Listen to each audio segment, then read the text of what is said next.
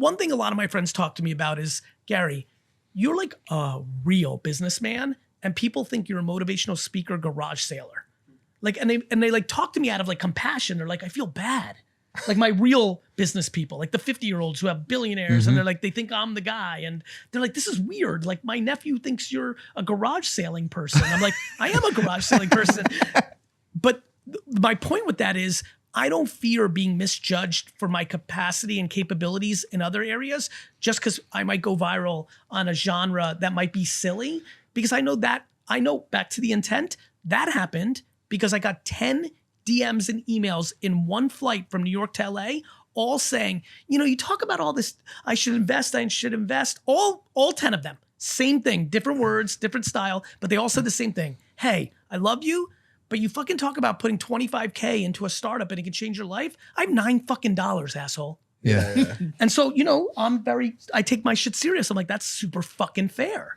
You know, and I'm like, I need to think about this. And then like, you know, I don't know, somewhere over fucking Kansas or something, I'm like, let's go to a garage sale. Wait a minute. I used to have $9. What the fuck was I doing? Shit.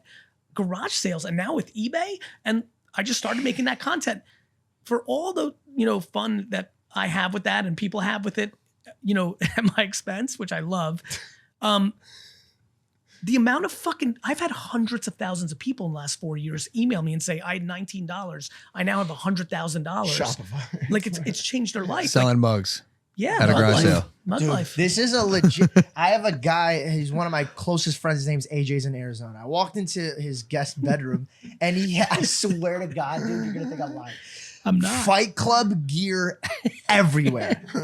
The sunglasses, the boots, the jackets. I go, oh, I got to get rid of him. He's gonna kill me.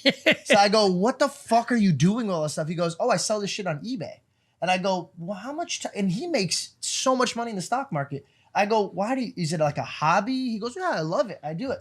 Pulls up how much he makes on eBay. He makes more than what I make doing social media. And I go, bro, how the fuck not after is you this sign to possible? Impulsive, brother. Huh? Not after you sign to Impulsive. Nope, still after Impulsive. We lose money on this show, dude. It costs a lot to get him out here to Puerto Rico. There goes But our it budget. made me really fucking close. I'll tell him that. Yeah, it's crazy. No, your garage sale arc is phenomenal. I mean, like I actually didn't even know the garage sale side of Gary. I swear to God, until 4 years in, I seen you now as Gary V. Now. Still. Love it. Why?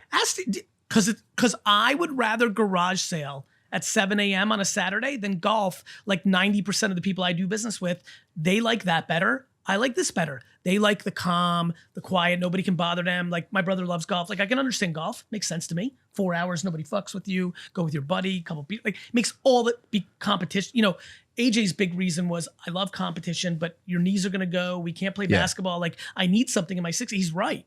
Now I have pickleball, so I'm set. But you know, for me, the idea of rolling up to a stranger's home and that there's a 1929 Green Lantern ring from a Cracker Jacks box somewhere in the shit for $250,000 that I can sell for 1.7 million is still the thrill of the hunt. Do you ever feel bad?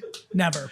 Like you take like somebody's $2 like I read the Avengers tin. Yeah. It's worth like 26 million at auction, and you're like, "Fuck you, motherfucker!" I read all those comments. They're like, "You are like I'm putting out this." So at first it's going great, right? Like changing people's lives. You're the best. You showed me. Then all of a sudden, it started going viral on TikTok, and everyone's like, let me get this straight. You are very rich.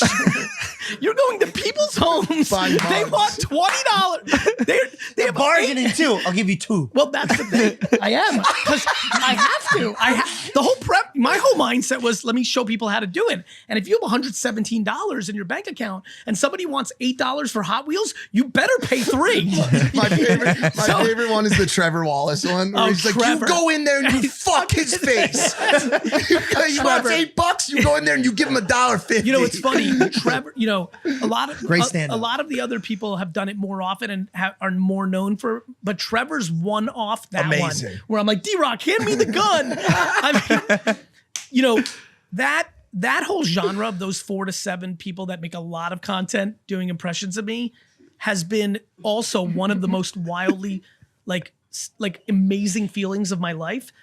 The fact that I'm in a place where people will actually impersonate me And Like how? How would they impersonate you? stop it. Like no, I mean like how would they impersonate you guys? They're like TikTok, and so You need to be making at least one TikTok video a day. by the way, when he added that, I bite my nails 24/7. Yeah. Somewhere around like the 17th one, he added this, and I was on the ground. Like, but let me get to this point. You'll love this. You know this world. Like the fact that some of them have used that to get a lot of awareness to then build their actual. I mean, it's fucking. You know, It's great.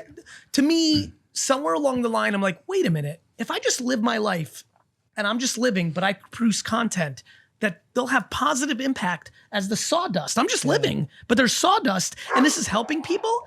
That's another version. Exactly. Exactly. Dogs know. Well, no, they have a wait, sense. you also can't be mad at them because they just did what you taught them to do. Like they Mad? found no, you know what I'm saying? Yeah. Like they found a way to create a voice for themselves. It's so funny. Like, you know, it's interesting. Again, I'm trying to combat insecurity at scale. So they were doing it for a while. I didn't want to play on that I knew because I wanted them to like let it breathe a little bit.